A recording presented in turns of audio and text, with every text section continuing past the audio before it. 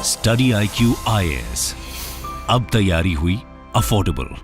ये बात तो साफ हो गई थी कि इस बार भी सरकार एनडीए अलायंस ही बने, मगर फिर भी हर कोई ये सवाल जरूर पूछ रहा था कि आखिर अगर ये सरकार बनेगी तो ये सरकार बनेगी कैसे।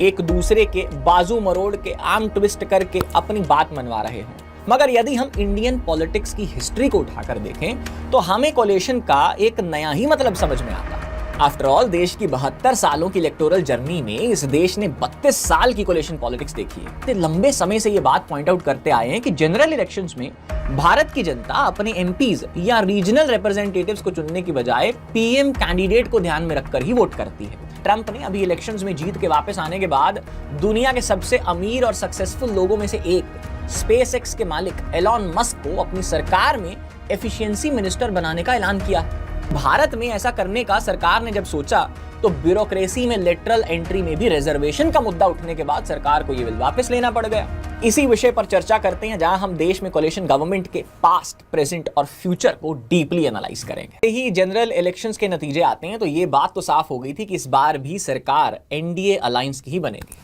मगर फिर भी हर कोई ये सवाल जरूर पूछ रहा था कि आखिर अगर ये सरकार बनेगी तो ये सरकार बनेगी कैसे। आफ्टर ऑल, दो जो बीते टर्म्स हैं उन पे अकेले अपने दम पर सरकार बनाने वाली बीजेपी को इस बार नीतीश कुमार की जनता दल यूनाइटेड, चंद्रबाबू नायडू की टीडीपी और चिराग पासवान की एलजेपी जैसे बहुत से सहयोगी दलों का कोलिशन पार्टनर्स की जरूरत थी। मगर फिर भी ये सभी दल एक साथ आए और एनडीए अलायंस ने तीसरी बार भी नरेंद्र मोदी की लीडरशिप के अंदर अपनी सरकार बना ही ली। और ये मौका अपने आप में एक अनप्रेसिडेंटेड था, क्योंकि जवाहरलाल नेहरू के बाद यह पहली बार था कि जब देश में कोई व्यक्ति लगातार तीसरी बार प्रधानमंत्री पद की शपथ ले रहा था। लेकिन शपथ ग्रहण के साथ ही अब एक नया सवाल खड़ा हो चुका था कि आखिर जोड़ तोड़ से बनी ये सरकार चलेगी कैसे। आफ्टर ऑल, इस अलायंस के हर एक कोलिशन पार्टनर की अपनी एक अलग आइडियोलॉजी है और उनके अपने वेस्टेड इंटरेस्ट्स हैं। ऐसे में हर कोई ये बात जानना चाहता था कि बीजेपी गवर्नमेंट को क्या अपने स्टाइल ऑफ गवर्नेंस में प्रधानमंत्री मोदी को अपने स्टाइल ऑफ लीडरशिप में कुछ बदलाव लाने की जरूरत पड़ेगी, क्योंकि अब उन्हें अपने हर एक सहयोगी दल को अपने साथ में लेकर ही आगे बढ़ना होगा। जैसे कि बीजेपी के स्टॉलवर्ट और देश के एक्स प्रधानमंत्री अटल बिहारी वाजपेयी जी ने कोलिशन धर्म का नाम दिया है। यानी यह साफ था कि अब इस गवर्नमेंट में हमें पहले तरह एक तरफा फैसले नहीं देखने को मिलेंगे। जैसे कि पहले दो टर्म्स में हमें स्ट्रॉन्ग डिसीजंस, जैसे कि डिमोनेटाइजेशन, जीएसटी, आर्टिकल 370 जिसके बारे में कभी किसी ने सोचा भी नहीं था, उसका एबॉलिशन और अग्निवीर योजना लॉन्च इत्यादि देखने को मिले। मगर फिर भी प्राइम मिनिस्टर मोदी की स्ट्रॉन्ग लीडरशिप से हर किसी को यही उम्मीद थी कि कोलिशन के बाद भी मोदी 3.0 एक स्ट्रॉन्ग गवर्नमेंट ही साबित होगी। लेकिन अब जब इस सरकार के 100 दिन पूरे हो चुके हैं तो ये बबल हमें बर्स्ट होता हुआ दिखाई दे रहा है, क्योंकि मोदी गवर्नमेंट की इंडिसाइसिवनेस को देखते हुए ऑपोजिशन ने तो ऑलरेडी उन्हें एक वीक प्राइम मिनिस्टर का टैग दे दिया है और उनकी सरकार को यू टर्न गवर्नमेंट का टाइटल देने लगी है। और अगर हम इस बात को विचारें तो ऐसा हो भी क्यों ना, क्योंकि इस समुदाय के पास अपने शब्दों को जस्टिफाई करने के लिए बहुत से वाक्य हैं। जैसे कि 18 अगस्त को 45 पोस्टों पर ब्यूरोक्रेट्स को लिटरल एंट्री रूट से हायर करने के लिए यह सरकार एक एडवर्टीजमेंट निकालती है, मगर फिर अपनी ओपोजिशन और पार्टीज, अपनी खुद की एलाइज की पार्टीज जैसे कि जनता दल यूनाइटेड और लोक जनशक्ति पार्टी के दबाव में मोदी सरकार को अपना फैसला वापस करना पड़ता है। इसी तरह से नवंबर 2023 में जिस ब्रॉडकास्ट बिल के ड्राफ्ट को मोदी गवर्नमेंट ने जोर शोर से पब्लिक के सामने रखा था और जिसे लेकर मोदी गवर्नमेंट अब तक टस से मस नहीं हो रही थी, उसे भी मोदी 3.0 को क्रिटिसिज्म के दबाव में विड्रॉ करना पड़ता है। कुछ ऐसा ही हाल वक्फ बोर्ड बिल का भी हुआ, जिसे एनडीए के अंदर और बाहर दोनों जगह से ऑपोजिशन मिली और इसी ऑपोजिशन के चलते अब इस बिल को मोदी गवर्नमेंट ने ज्वाइंट पार्लियामेंट्री कमेटी को भेज दिया है। और यही नहीं, जो रिसेंट अभी बजट निर्मला सीतारमण जी ने प्रपोज करा, उसमें जो उन्होंने long term capital gains tax और इंडेक्सेशन जैसे मुद्दों पर जो विचार करा था, उस पर भी सरकार का साफ यू टर्न दिखाई दे रहा है। और कुछ ऐसा ही हाल नेशनल पेंशन सिस्टम की जगह अनाउंस हुए यूनिफाइड पेंशन स्कीम में भी हमें देखने को मिला। यहां तक कि मूडीज रेटिंग एजेंसी भी ये बात मानती है कि मोदी 3.0 की कोलिशन सरकार को बड़े रिफॉर्म्स पास करवाना एक टेढ़ी खीर साबित हो सकता है। और ऐसा इसलिए है क्योंकि इस गवर्नमेंट को हर कदम पर अपने अनप्रेडिक्टेबल अलाइज की जरूरत पड़ेगी और इस सरकार को जो भी कदम उठाना है वो उसे अपने अलाइज को मद्देनजर रखते हुए ही उठाना होगा। ऐसे में यह सवाल उठना लाजमी है कि क्या मोदी 3.0 वाकई में वीक गवर्नमेंट है,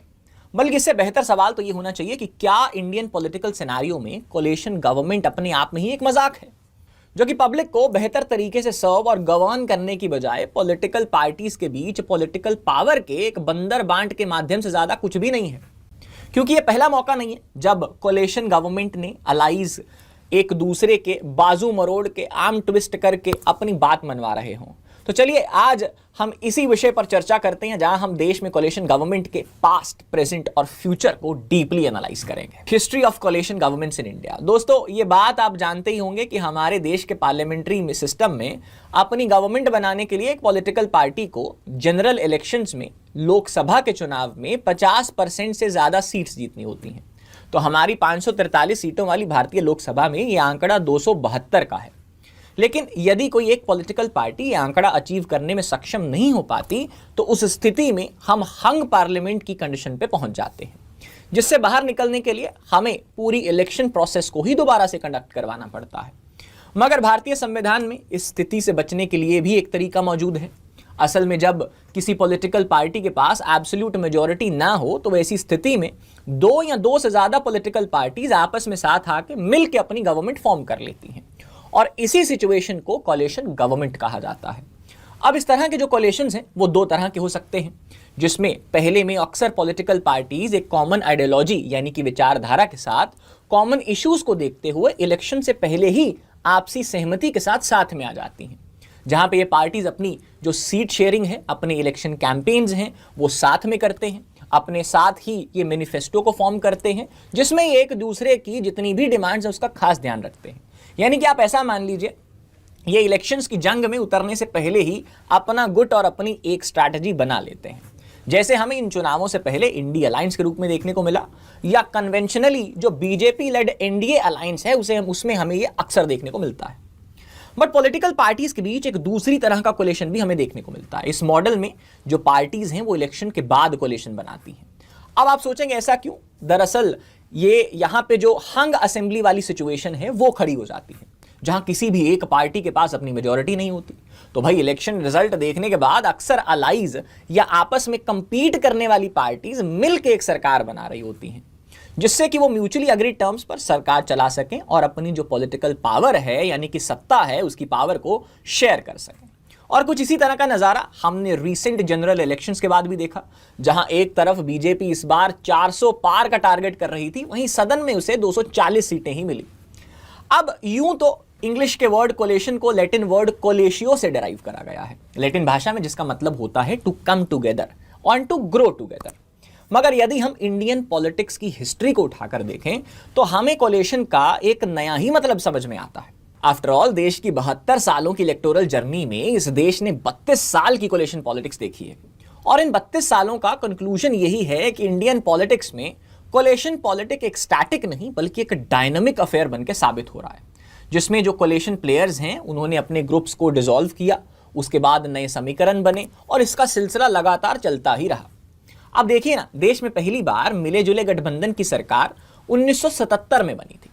ये वो दौर था जब कांग्रेस देश में कमजोर हो रही थी, क्योंकि मई 1964 में कांग्रेस ने अपने दिग्गज नेता नेहरू को खोया था, और उसी के लगभग 1.5 साल बाद जनवरी 1966 में लाल बहादुर शास्त्री जी को। इसके बाद कांग्रेस में एक स्प्लिट आता है, जिससे कांग्रेस की जो कमान थी अब वो इंदिरा गांधी के हाथ में आई, और जैसे तैसे इंदिरा गांधी ने 1977 तक इमरजेंसी इत्याद का इस्तेमाल करके वो सरकार को चलाया। लेकिन 77 में जब इलेक्शंस होते हैं तो इमरजेंसी के रोष में पहली बार हमें पॉलिटिकल पार्टीज इंदिरा गांधी को हटाने के लिए एकजुट होती हुई दिखाई देती हैं,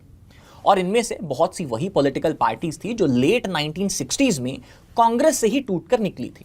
और दूसरी थी रीजनल पार्टीज, जिनका कि अब कांग्रेस की हेजेमनी टूटने से देश की राजनीति में दबदबा बढ़ रहा था। ऐसे में जब इमरजेंसी के ठीक बाद कांग्रेस को सत्ता से बेदखल करने के लिए कई पॉलिटिकल पार्टीज ने मिलकर एक कोलिशन फॉर्म करा, तो उसको नाम दिया गया रेनबो कोलिशन का। तब सबको यही उम्मीद थी कि मोरारजी देसाई की लीडरशिप में गठजोड़ से बनी ये सरकार इंदिरा गांधी लेड कांग्रेस के कंट्रास्ट में देश की जनता के सामने एक बेहतर और एफिशिएंट गवर्नमेंट प्रोवाइड करेगी। मजे की बात तो यह है कि उस दौरान जनता गवर्नमेंट फॉर्म करने के लिए बनाए गए इस कोलिशन में बीजेपी के प्रीडिसेसर यानी कि भारतीय जनसंघ की भी मौजूदगी थी। मगर पार्टीज के बीच आइडियोलॉजिकल डिस्पैरिटीज और उसके लीडर्स के पॉलिटिकल एम्बिशंस की वजह से 2 साल में ही यानी 1979 में यह सरकार गिर जाती है। जिसके बाद चौधरी चरण सिंह की लीडरशिप में एक और कोalition फॉर्म हुआ, मगर यह कोalition भी जल्द ही धाराशायी हो गया और नतीजा यह हुआ कि 23 दिन के अपने इस टेन्योर में चौधरी चरण सिंह भारत के ऐसे इकलौते प्राइम मिनिस्टर बने जिन्होंने कभी पार्लियामेंट को फेस ही नहीं करा। हालांकि इसके बाद एक बार फिर इंदिरा गांधी और राजीव गांधी की लीडरशिप में कांग्रेस ने भारत को एक स्टेबल गवर्नमेंट दी, मगर लेट 1980s के बाद से ही भारत में कोalition गवर्नमेंट का दौर फिर से लौट के आया, जहां 1989 से 1991 के बीच विश्वनाथ प्रताप सिंह यानी कि वीपी सिंह और चंद्रशेखर की लीडरशिप में एक के बाद एक लगातार 2 कोalitions फॉर्म होते हैं, मगर दोनों की ही सरकार लंबे समय तक नहीं चल पाई। इसके बाद आने वाले लगभग 2.5 दशक यानी कि 25 साल तक कोalition गवर्नमेंट्स का भारत में एक लंबा दौर चलता है, जहां 1990s में हमने अटल बिहारी वाजपेयी की लीडरशिप में बीजेपी की 13 दिन की सरकार भी बनते हुए देखी और केवल 1 वोट की कमी की वजह से अटल बिहारी वाजपेयी की 13 महीनों की सरकार को भी हमने गिरते हुए देखा, जहां पे पार्लियामेंट में उनकी सरकार के खिलाफ नो कॉन्फिडेंस मोशन यानी कि अविश्वसनीय प्रस्ताव पास हो गया था। अब मेरी बारी आई है तो ये मेरा मुंह बंद करना चाहते हैं, ये होने वाला नहीं है। और अगर संख्या बल के आधार पर ये करने का आप प्रयास करेंगे तो हमें सदन के बाहर ये विचारों की लड़ाई ले जाना पड़ेगा। आगे चले तो इसी कोalition पॉलिटिक्स के दम पर डबल डिजिट्स में सीट जीतने के बाद so called third front short terms के लिए एचडी देवेगौड़ा और आईके गुजराल को देश का पीएम बनाने में कामयाब तो रहा, बट साथ ही हमें भूलना नहीं चाहिए कि ये 2 सालों में 1996 से 98 में भारत ने 3 नए प्रधानमंत्री देखे। मगर इसके बाद इसी कोalition पॉलिटिक्स ने एनडीए और यूपीए की लीडरशिप में एक स्टेबल और प्रोडक्टिव गवर्नमेंट भी प्रोवाइड करी। ऐसे में यह कहा जा सकता है कि कोalition गवर्नमेंट्स का एक बड़ा ड्रॉबैक ये होता है कि ये बहुत ज्यादा अनप्रेडिक्टेबल है,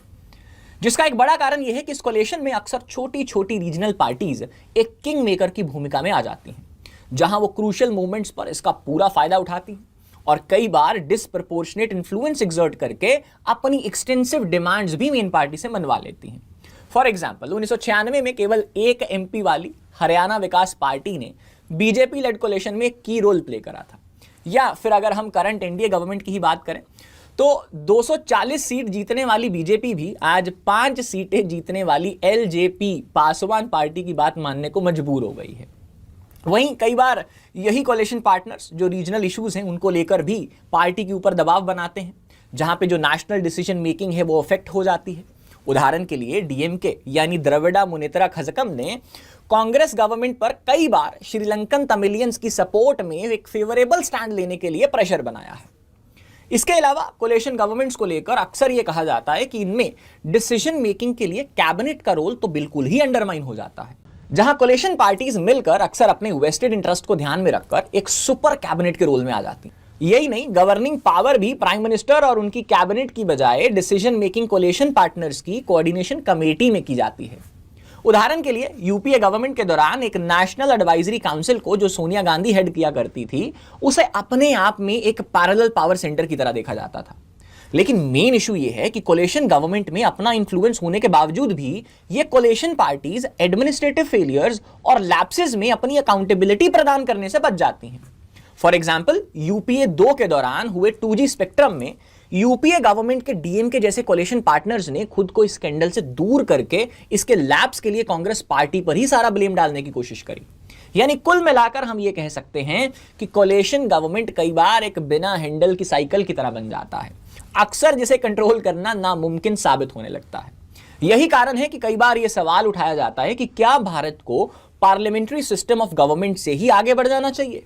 या फिर उसे भी यूएसए की तरह एक प्रेसिडेंशियल मॉडल अपना लेना चाहिए। आफ्टर ऑल ये वो पहला मौका नहीं है जब ये मुद्दा उठ रहा हो। इससे पहले 1970 में इंदिरा गांधी और 1990s में अटल बिहारी वाजपेयी की ओर से भी इसी पक्ष पे विचार व्यक्त किए गए थे। तो चलिए अभी बात करते हैं कि is it time to switch prime minister with the president.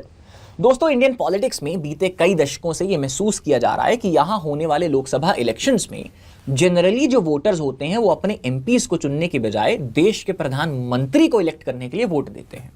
उदाहरण के तौर पे सेफोलॉजिस्ट बीते लंबे समय से यह बात पॉइंट आउट करते आए हैं कि जनरल इलेक्शंस में भारत की जनता अपने एमपीज या रीजनल रिप्रेजेंटेटिव्स को चुनने की बजाय पीएम कैंडिडेट को ध्यान में रखकर ही वोट करती है। अब यह बात कितनी सच है आप कमेंट्स में बताइएगा। तो इससे जो मोर और लेस देश के पार्लियामेंट्री मॉडल का जो पर्पस है वो डिफीट ही हो जाता है, क्योंकि यही पर्सनालिटी कल्ट्स और सिंगल माइंडेड परसुएट्स जो देश की डाइवर्सिटी और पावर के चेक्स एंड बैलेंसेस की फिलॉसफी है उसके अगेंस्ट चला जाता है। यही कारण है कि जब भी देश के पॉलिटिकल लैंडस्केप पर किसी भी पॉपुलर लीडर का उदय होता है, उसकी पॉपुलैरिटी उसकी पार्टी की ओवरऑल पॉपुलैरिटी को बढ़ा देती है। पास्ट में हमें ऐसा होते हुए देखा, जैसे कि जवाहरलाल नेहरू और इंदिरा गांधी के टेन्योर में।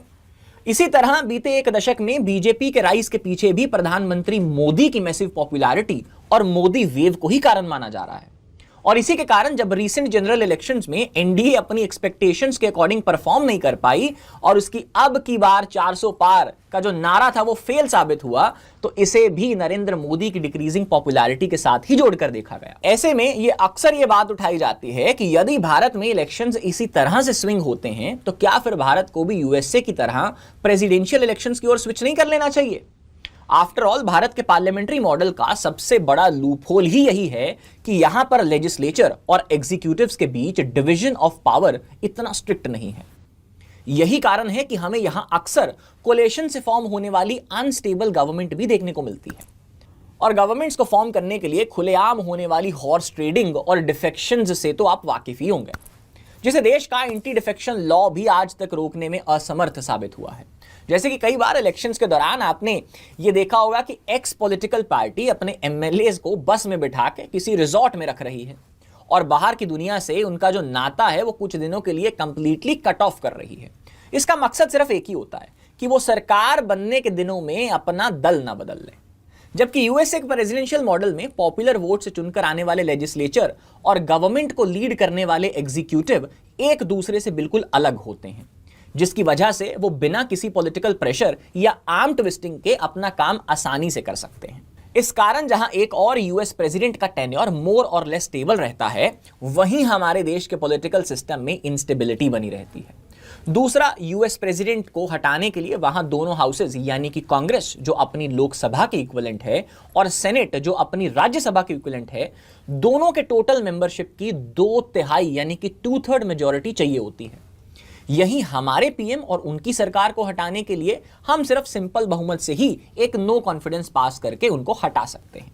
अभी जैसे एक सिक्के के दो पहलू होते हैं, ये सरल बहुमत से नो कॉन्फिडेंस मोशन यानी कि सिंपल मेजॉरिटी से नो कॉन्फिडेंस मोशन भारत में सरकार की लोगों के प्रति डे टू डे बेसिस पे अकाउंटेबिलिटी रखने में तो मदद करता है, बट इसका नेगेटिव ये है कि सरकार को आसानी से हटाया भी जा सकता है, जिससे लोगों के लिए एक पॉलिसी पैरालिसिस का सिचुएशन खड़ा हो जाएगा।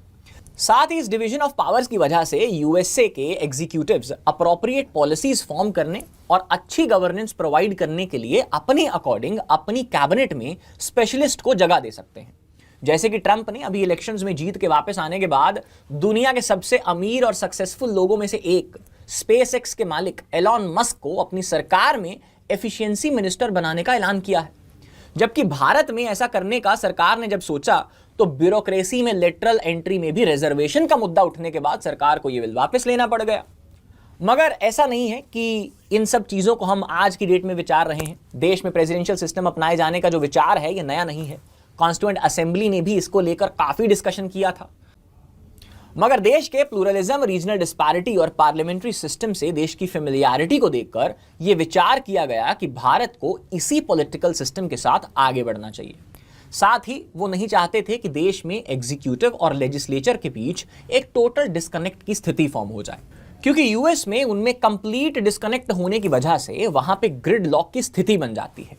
जिससे complete government functioning comes to a halt,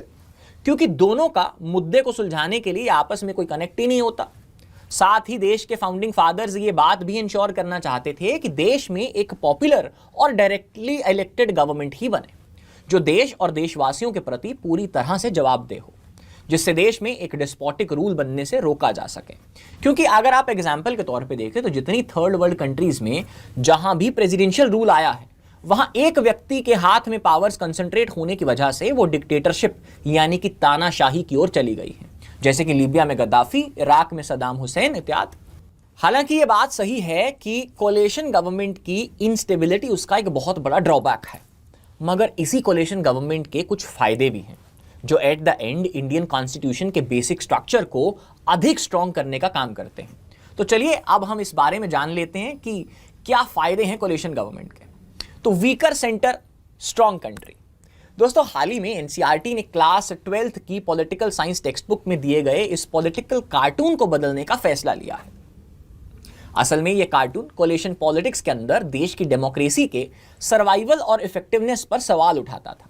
तो ऐसे में एनसीईआरटी को लगा कि यह कार्टून भारत को एक नेगेटिव लाइट में शो करता है और इसीलिए अब इस कार्टून को रिप्लेस कर दिया गया है, जो इंडियन गवर्नमेंट और खास तौर पर देश के कोलिशन पॉलिटिक्स को बेहतर तरीके से रिप्रेजेंट करता है, जो ये बताता है कि कैसे गवर्नमेंट के सिंगल पार्टी या कोलिशन होने से फर्क नहीं पड़ता, बल्कि फर्क पड़ता है तो बस उस गवर्नमेंट की पॉलिसीज से। असल में कोलिशन गवर्नमेंट अपने आप में बुरी नहीं है, बल्कि कोलिशन गवर्नमेंट में रीजनल पार्टीज के शामिल होने से देश का जो फेडरल स्ट्रक्चर है वो मजबूत होता है, जो देश के कॉन्स्टिट्यूशन के एक बेसिक स्ट्रक्चर का भी इंपॉर्टेंट पिलर है।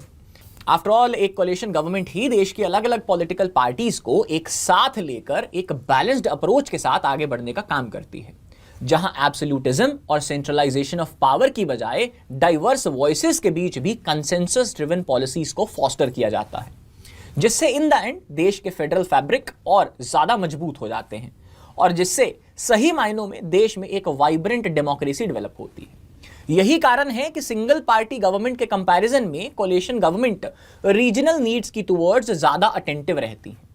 उदाहरण के लिए वीपी सिंह गवर्नमेंट ने ही 1990 में सेंटर स्टेट डायलॉग को इंप्रूव करने के लिए इंटर स्टेट काउंसिल का गठन करा था, जहां पे ये पाया गया कि जब भी रीजनल पार्टीज का नेशनल लेवल पर एक मेजर रोल रहा है, तभी इन इंटरस्टेट काउंसिल्स ने बेहतर तरीके से काम करा है। इसी तरह से देश में डेमोक्रेसी को ग्रासरूट लेवल तक पहुंचाने के लिए बनाए गए पंचायती राज और म्यूनिसिपैलिटीज को कॉन्स्टिट्यूशनल स्टेटस भी 73rd और 74th अमेंडमेंट एक्ट द्वारा पीवी नरसिम्हा राव की ही कोलिशन गवर्नमेंट दौरान मिला था।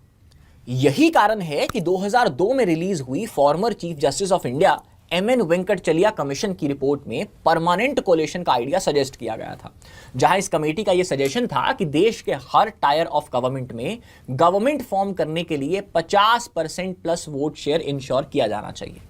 जिसे इंश्योर करने के बाद एक कोलिशन गवर्नमेंट ही फॉर्म होगी, क्योंकि अकेली पार्टी के बस की बात यह बहुत कम सिनेरियोज में बनती है। और ऐसा इसलिए ताकि सही मायनों में जो गवर्नमेंट है वो लोगों के इंटरेस्ट को प्रेजेंट कर सके। ऑब्वियसली ये रिकमेंडेशन कभी इंप्लीमेंट तो नहीं हुई, मगर यदि हम इस नजरिए से कोलिशन गवर्नमेंट्स के करंट सिस्टम को देखें तो इनका बैलेंस बनाए रखना मुश्किल तो है, लेकिन उतना ही रिवॉर्डिंग भी है,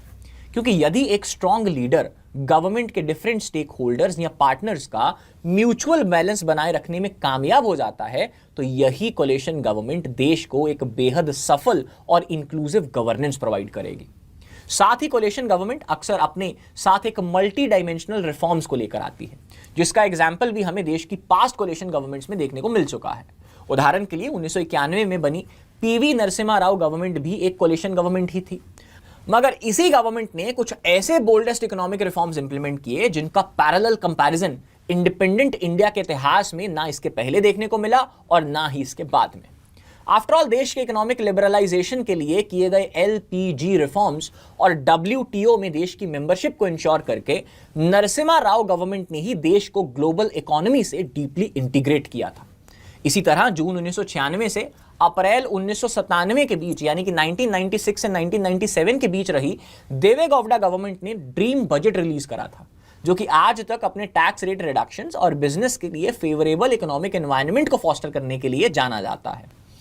वहीं मार्च 1998 से मई 2004 तक रही अटल बिहारी वाजपेयी जी की कोलिशन गवर्नमेंट देश में फिस्कल डिसिप्लिन और गवर्नमेंट बोरोइंग को लिमिट करने के लिए FRBM यानी कि fiscal responsibility and budget management act लेकर आई थी। साथ ही जो लॉस मेकिंग PSUs की डिसइन्वेस्टमेंट और प्रधानमंत्री ग्राम सड़क योजना जैसी स्कीमों के थ्रू रूरल इंफ्रास्ट्रक्चर में इंप्रूवमेंट की गई थी। यही नहीं, इसी गवर्नमेंट द्वारा लाए गए इंफॉर्मेशन टेक्नोलॉजी एक्ट 2000 ने ही देश के बूमिंग ई कॉमर्स सेक्टर के लिए एक ग्राउंडवर्क फॉर्म करने का काम भी किया था। सिमिलरली 2004 से 2014 तक रही Manmohan Singh led UPA government के दौरान भी बहुत से landmark right based reforms implement हुए, जिनमें से right to education, right to information act जिसे आप RTI बोलते हो, राइट टू फूड और Mahatma Gandhi national rural employment guarantee act यानी कि MG नरेगा ने तो देश के सोशल वेलफेयर मॉडल का ही एक नया अध्याय खोल के रख दिया। इसी तरह फ्यूल प्राइसेस की डीरेगुलेशन, डायरेक्ट बेनिफिट ट्रांसफर्स और आधार की शुरुआत भी इसी गवर्नमेंट के दौरान ही हुई थी। और अंत में हमें आंकड़े भी यही बताते हैं कि देश में स्टेबल गवर्नमेंट्स के टेन्योर के कंपैरिजन में कोलिशन गवर्नमेंट्स के दौरान देश की इकोनॉमिक ग्रोथ भी ज्यादा होती है। तो दोस्तों, इस सारे डिस्कशन के बाद जो एक बात निकल के आती है वो ये है कि केवल 100 दिन की गवर्नेंस को देखते हुए मोदी 3.0 को वीक गवर्नमेंट का टैग देना यह सही बात नहीं होगी। आफ्टर ऑल यहां हमें याद रखना चाहिए कि इस बीजेपी गवर्नमेंट के पास अपने दम पर 240 सीटें मौजूद हैं, जबकि पास्ट में हमें 200 सीटों से भी कम सीटें लाने वाली सरकारें एक सक्सेसफुल कोलिशन चलाती हुई दिखी हैं। बाकी ये बात जाहिर है कि किसी भी टीम को नई शुरुआत करने में एडजस्टमेंट्स और इंटरनल मैनूवर्स तो लगते ही लगते हैं, लेकिन इस बात की प्रबल संभावना है कि लॉन्ग टर्म में यही टीम भारत को डेवलपिंग से डेवलप्ड नेशन बनाने के सफर में एक प्राइम रोल अदा करेगी। और तब तक ये देखना दिलचस्प होगा कि आगे आने वाले समय में पीएम मोदी किस तरह अपनी पार्टी और अपने अलाइज को बैलेंस में रखते हैं। इस बारे में आपका क्या विचार है, हमें कमेंट सेक्शन में जरूर बताइएगा। क्या आने वाले समय में मोदी 3.0 वाकई एक वीक गवर्नमेंट साबित होगी या यही भारत को एक डेवलप्ड कंट्री की राह पे लेके जाएगी? स्टडी IQ IAS, अब तैयारी हुई अफोर्डेबल।